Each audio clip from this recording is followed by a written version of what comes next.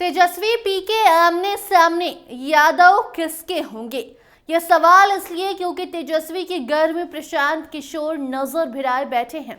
राघोपुर से चुनाव लड़ने की तैयारी कर रहे हैं। ये बयान पीके ने देकर राजनीतिक माहौल गर्मा दिया है।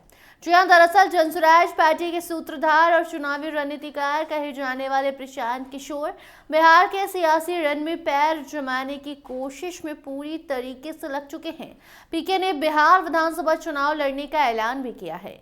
प्रशांत किशोर ने तेजस्वी यादव के चुनावी क्षेत्र राघोपुर से चुनाव लड़ने का बड़ा फैसला लिया है। पीके कहते हैं कि कार्यकर्ताओं ने तेजस्वी यादव के खिलाफ राघोपुर विधानसभा सीट से चुनाव लड़ने का सुझाव दिया है।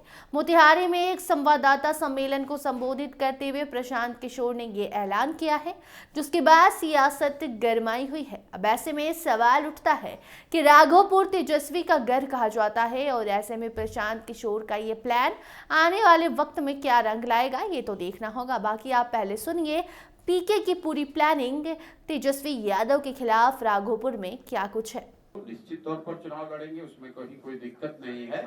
लेकिन अगर पार्टी ने तय किया कि चुनाव हमें व्यक्तिगत तौर पर नहीं लड़ना है, तो भी जनसुराज 243 सीट पर चुनाव लड़ना तय है और उसकी घोषणा हम लोग पहले ही कर चुके हैं।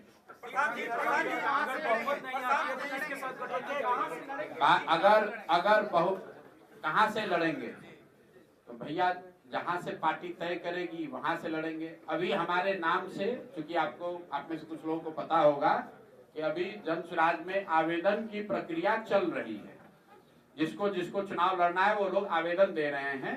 तो मेरी ओर से, मेरे नाम से किसी ने राघोपुर से आवेदन दिया है, लेकिन अभी ये तय नहीं हुआ है। पार्टी में अगर तय होगा तो लड़ेंगे। अगर बहुमत नहीं आती है तो क्या किसी के साथ गठबंधन करेंगे? मेरे भाई, जनसुराज चुनाव से पहले भी नहीं और बाद में भी नहीं और उसके बाद 2029 में भी नहीं। इसको ध्यान से सुन लीजिए।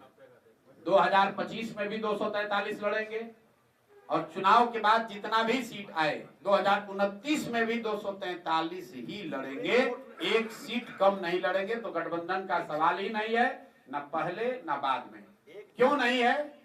जब हम लोग व्यवस्था बदलने की बात कर रहे हैं, जब हम लोग दूसरे पार्टियों से अलग व्यवस्था की बात कर। तो सुना आपने कैसे प्रशांत किशोर ने आगामी विधानसभा चुनाव को लेकर बड़ा बयान दिया है। मोतिहारी में मीडिया से बातचीत के दौरान उन्होंने अपने चुनाव लड़ने की संभावनाओं पर खुलकर बात रखी।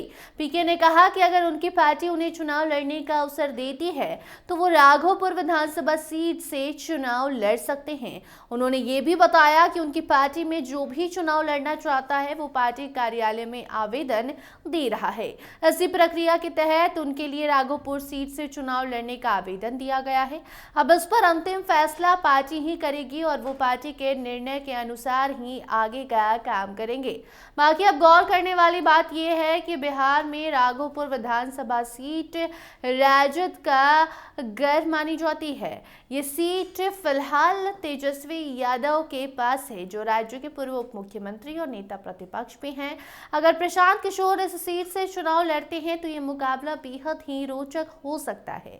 बाकी आपको बता दें कि इसके साथ साथ नीतीश मोदी सरकार पर भी पीके हमलावर हैं। प्रशांत किशोर ने बिहार में लागू शराबबंदी कानून को लेकर भी बड़ा बयान दिया है। उन्होंने कहा है कि अगर उनकी सरकार बनती है तो 1 घंटे के अंदर शराबबंदी कानून को खत्म कर दिया जाएगा। उन्होंने आरोप लगाया कि वर्तमान में शराबबंदी एक दिखावा बनकर रह गई है और इस कानून से गरीबों का शोषण हो रहा है, जबकि अवैध शराब का कारोबार फल फूल रहा है। शराबबंदी को लेकर डबल इंजन सरकार को घेरते नजर आए पीके का ये बयान पहले सुनिए। नहीं, एक बात बताइए कि अगर शराबबंदी से ही किसी का विकास होता तो पूरे दुनिया में बिहार से ज्यादा होशियार लोग कहीं नहीं हैं।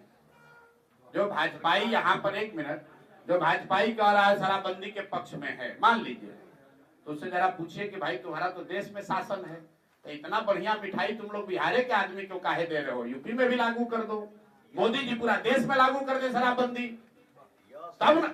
1 मिनट रुकिए। देश का सबसे गरीब और पिछड़ा राज्य है बिहार और बिहार के लोगों को शराबबंदी से फायदा हो रहा है। ऐसा आप या अगर कोई कह रहा है दुनिया में तो कहीं कोई प्रमाण है नहीं, जबरदस्ती का गलती का तो कोई उत्तर है नहीं।